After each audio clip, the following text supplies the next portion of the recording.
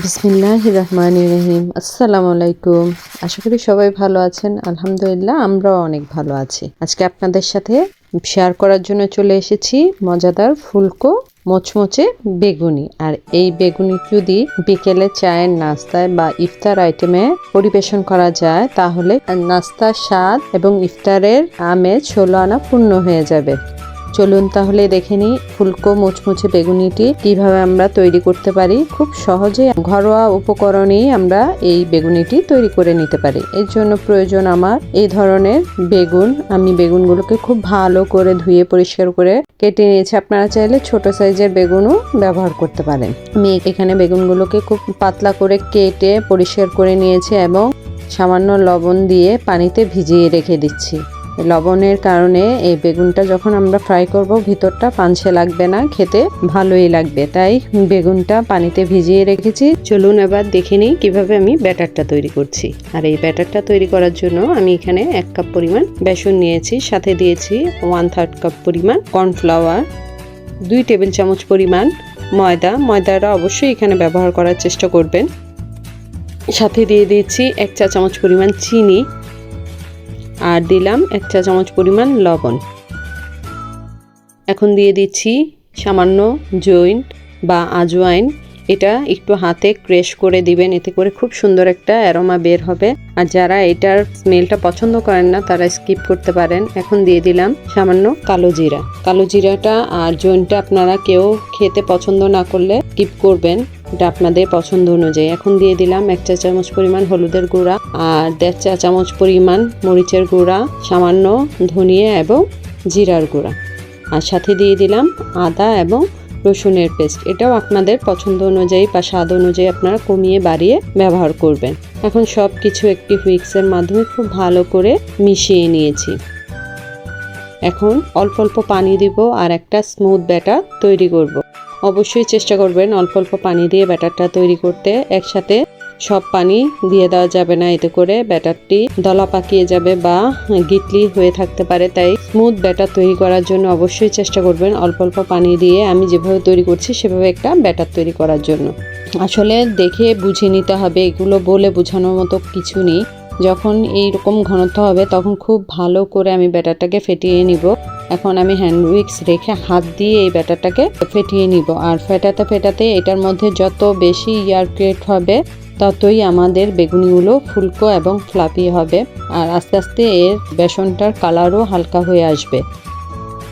আমি এখানে যে বেসনটা ব্যবহার করেছি সেটা আমার ঘরেই তৈরি করা। আপনারা চাইলে এই বেসনটা তৈরির ভিডিও আমার চ্যানেলটার মধ্যে দেখে আসতে পারেন।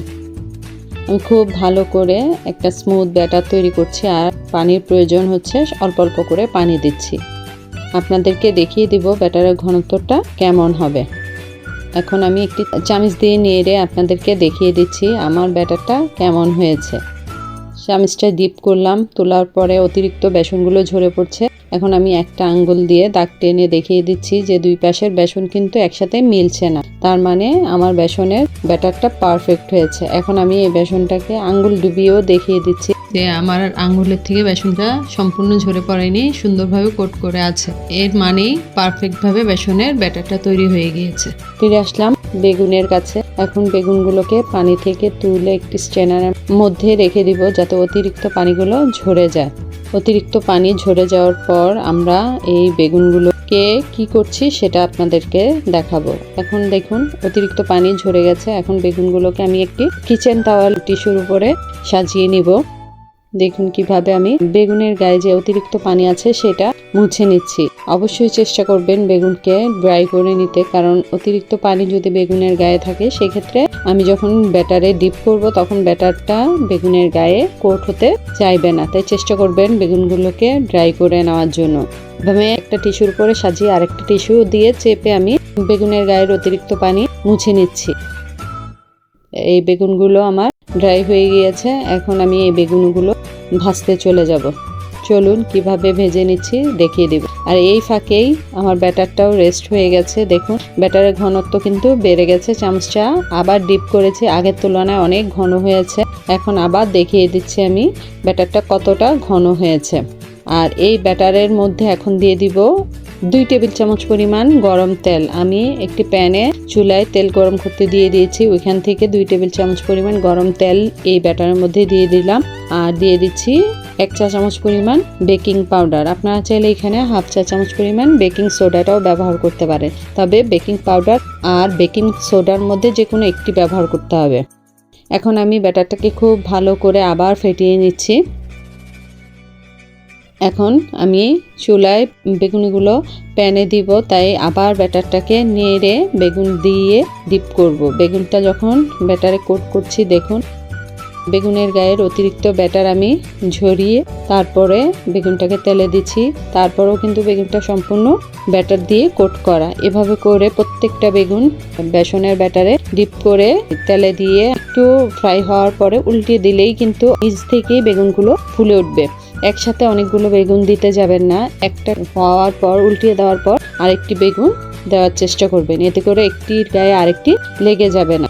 এই পর্যায়ে চুলার আগুন মিডিয়াম এবং লো এর মাঝামাঝি রাখতে হবে এবং খুব অল্প আঁচেই বেগুনগুলোকে ফ্রাই করে নিতে হবে গোল্ডেন ব্রাউন করে। যদি আমি হাই হিটে এটা করি তাহলে আমার বেগুনিগুলো উপর দিয়ে পুড়ে যাবে বা লাল হয়ে যাবে, কিন্তু ভিতর দিয়ে কাঁচাই থেকে যাবে, ক্রিস্পি হবে না। তাই চেষ্টা করবেন একটু সময় নিয়ে 6 থেকে 7 মিনিট সময় নিয়ে বেগুনিগুলোকে ভেজে নেওয়ার জন্য। আমি কিভাবে ভাজছি দেখুন, আপনারাও এভাবে অল্প অল্প বেগুনি দিয়ে লো এবং মিডিয়াম হিটের মাঝামাঝি রেখে বেগুনগুলোকে গোল্ডেন ব্রাউন করে ভেজে নেবেন। এতে করে আপনাদের বেগুনিগুলো অনেকক্ষণ ক্রিস্পি থাকবে এবং মুচমুচে থাকবে, খেতেও অনেক মজা লাগবে।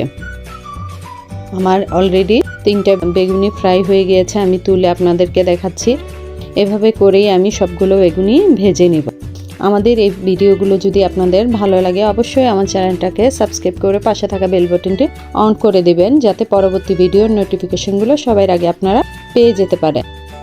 আর এই রেসিপি ফলো করে যদি আপনারা বাসায় বেগুনি তৈরি করে থাকেন অবশ্যই আমাদেরকে কমেন্টের মাধ্যমে জানাবেন কেমন হয়েছে। মাশাআল্লাহ, আমার সবগুলো বেগুনি তৈরি হয়ে গিয়েছে আর আমি আপনাদেরকে ঠান্ডা হওয়ার পরে কিন্তু পরিবেশন করে দেখাচ্ছি কতটা ক্রিস্পি এবং মুচমুচে রয়েছে। এখনও কিন্তু আমার বেগুনিগুলো অনেকই মুচমুচে হয়েছে। যেহেতু ভিডিও করছি আর ভিডিও করার জন্য আপনারা জানেনই একটু সময় নিয়ে করতে হয়, এতে করে কিন্তু নেতিয়ে যেত। কিন্তু আমি যেভাবে ব্যাটারটা তৈরি করেছি সেভাবে আপনারাও যদি তৈরি করেন আপনাদের বেগুনিগুলো অনেকক্ষণ বা দীর্ঘক্ষণ মুচমুচে থাকবে। তাই চেষ্টা করবেন এভাবে করেই মুচমুচে বেগুনি বাসায় তৈরি করে সবাই উপভোগ করার জন্য। দেখুন ভেঙেও দেখিয়েছি কতটা মুচমুচে হয়েছে, আর ভিতরটাও কিন্তু বেগুনগুলো একদম সম্পূর্ণ রান্না বা সিদ্ধ হয়ে গিয়েছে, আর সস দিয়ে খেতে তো অসাধারণ লাগছে। মাশাআল্লাহ, আপনারাও এভাবে বেগুনি তৈরি করবেন আর এই রমজানে বা বিকেলের নাস্তায় পরিবেশন করে খেতে পারবেন। আজকে এই পর্যন্তই, দেখা হবে পরবর্তী কোনো নতুন ভিডিওতে। সে পর্যন্ত সবাই ভালো থাকবেন, সুস্থ থাকবেন। আল্লাহ হাফেজ।